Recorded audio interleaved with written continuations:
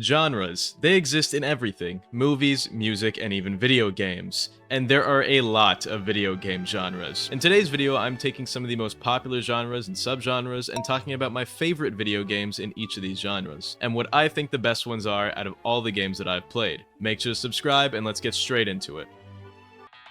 The first category I'll be going over is puzzle games, identified by having clear and unique puzzles in order to make progress within the game. Puzzle games actually have a very wide range, since puzzle really is just one genre a game can follow, and many follow multiple. But my top games for the puzzle genre are going to be Portal, Portal 2, and Subliminal, as these are like the only puzzle games I've ever played, so honestly I'm not well enough equipped to talk about this specific category. Now I'm sure all these picks are pretty obvious, and as a whole Portal 2 is going to be taking the win in this category. I do actually prefer the main story of Portal 1, but Portal 2 has multiplayer and it's always so stupid and funny with friends that I have to choose it over the first game. As for Subliminal, there's not really a whole lot that I can say. It's a puzzle game with unique mechanics, and I like them.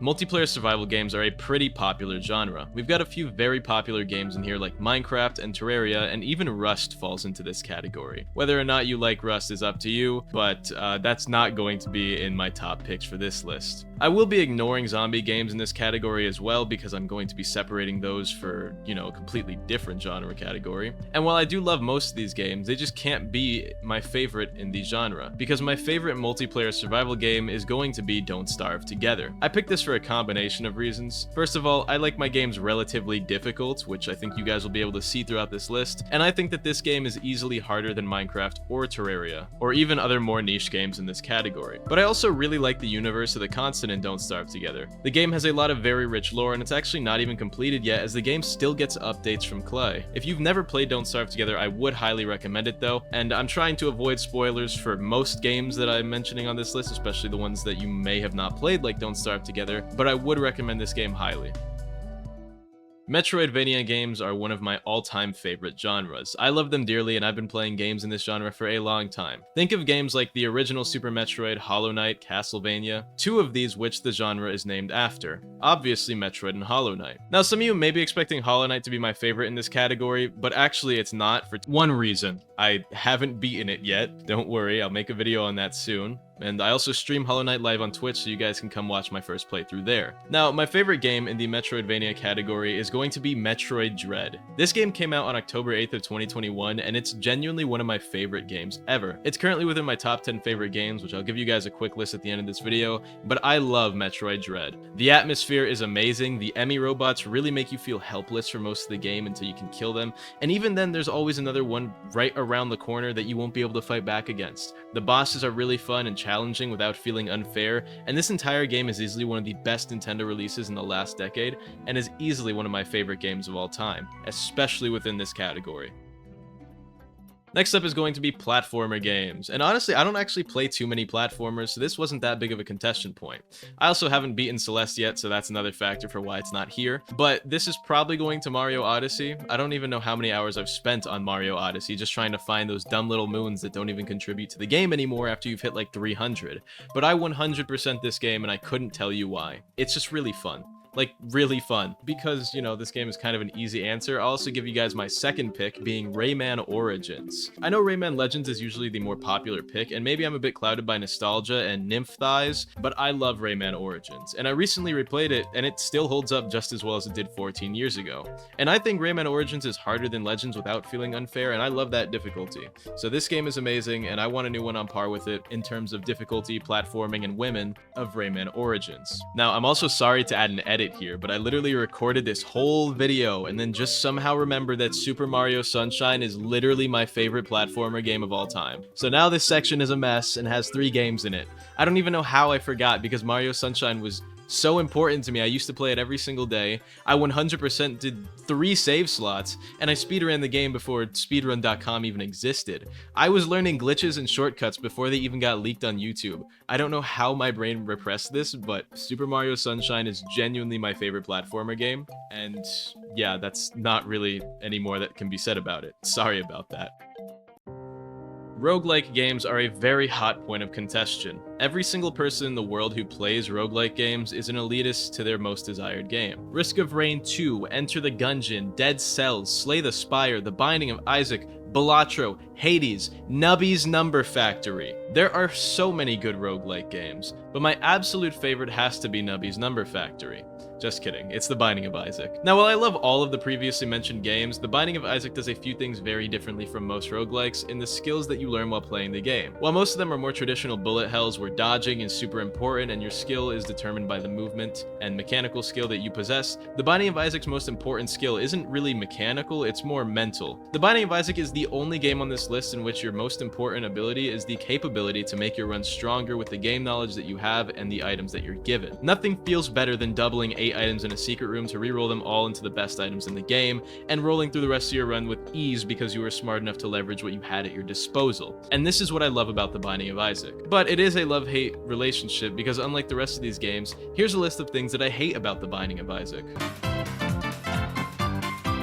No other game is as infuriating as The Binding of Isaac, but it just makes those highs that much better. This game is an abusive partner, and I live for it.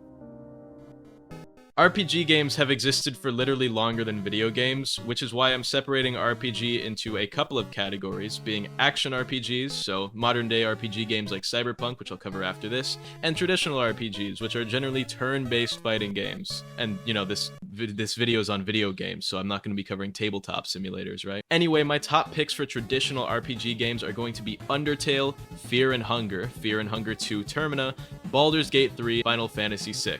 I know everyone loves 7, but if I'm being honest, I think 6 is better. I love 7, and the remake is awesome, but the remake doesn't count because it's not the same as a traditional RPG, and I still like 6 more than 7. And then Princess Maker 2, which is probably actually like top 3 on this entire list. Look, you probably haven't heard of it, but it's actually a really detailed RPG where you have a daughter and you want to make her a princess, so you train her in various things, and it's actually really hard. You probably won't be able to beat it in your first few tries. Sorry. Regardless, with all that talking, my favorite of all of these is going to be the first Fear and Hunger game. Now, trigger warning if you plan on playing this game, the following themes are very heavy within Fear and Hunger 1.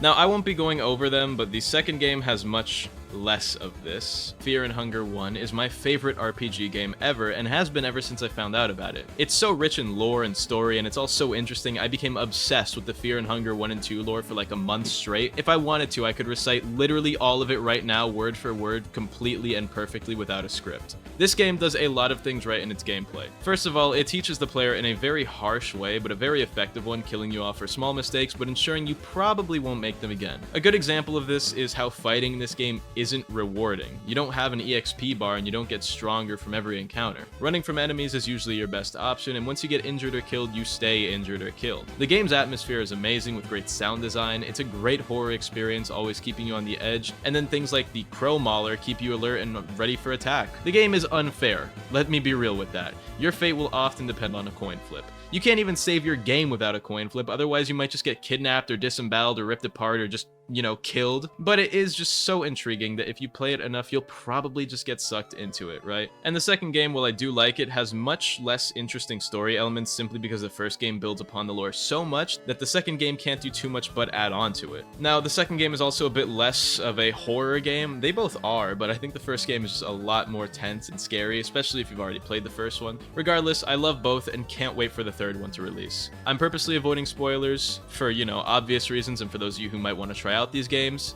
but if you do, I very highly recommend them. After quite a long RPG section is the action RPG section, and my top picks for action RPG games are going to be Cyberpunk 2077, Fallout New Vegas, the Final Fantasy VII Remake, and really any Monster Hunter game you pick, probably Wilds though. Now, these games are kind of hard to compare because they're all amazing at different things. If you want good FPS combat, play Cyberpunk, definitely. If you want the best writing and freedom of choice possible, play Fallout New Vegas. If you've never played it, you can do pretty much anything in that game. Kill whoever you want. Like, you could be doing a quest and kill the guy that gives you the quest, and it leads into a different quest, and you could just kill the guy that gives you that quest. I'm being so serious. You have infinite freedom in this game, and it's really cool. If you like Big Sword, play Final Fantasy or Monster Hunter. Now, these games, while being of similar genres, are quite incomparable, but they all do different things right. My top pick, however, is going to be Cyberpunk 2077. This game had a pretty rocky start on release, and I only played it fairly recently, having beaten it multiple times already after starting it in January. And now I have maxed out cyberware and guns on the hardest difficulty, because I just did literally everything, except I don't use ARM cyberware. I don't know why, I just don't like them.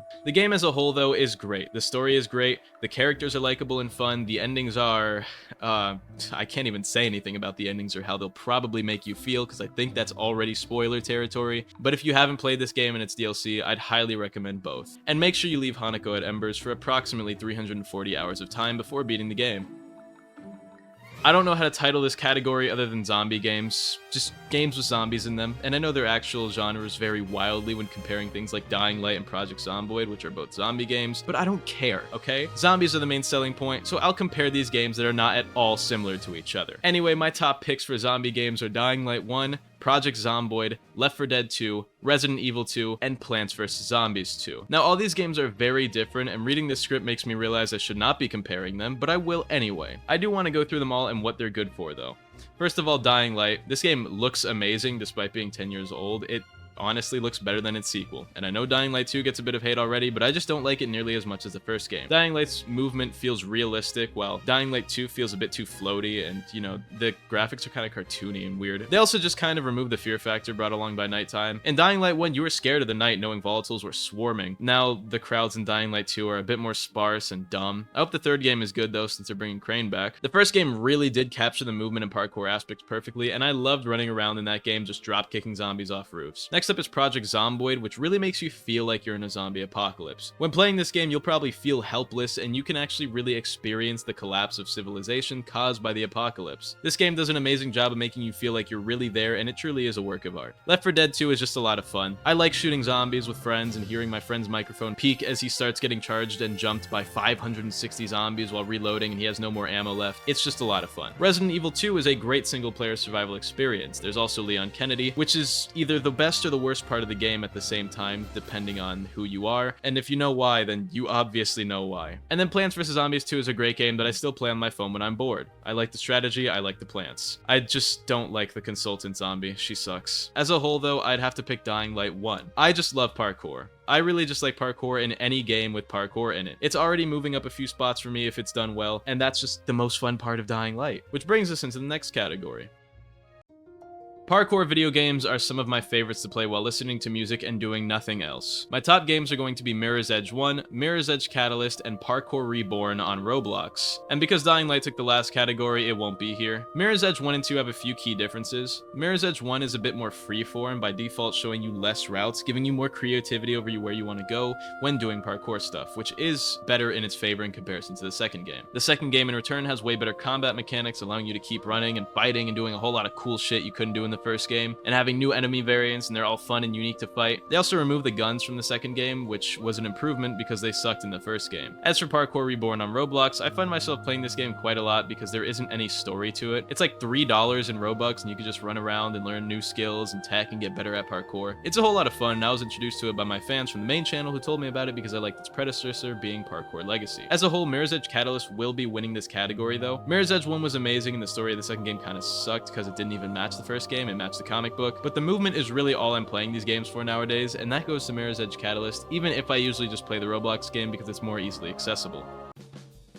My favorite FPS game is not going to be anything near Call of Duty. My top picks for FPS games are going to be Ultra Kill, Rainbow Six Siege. By the way, I'm Diamond hitting champ this season, not to flex or anything. Ladies, you looking for a champ carry?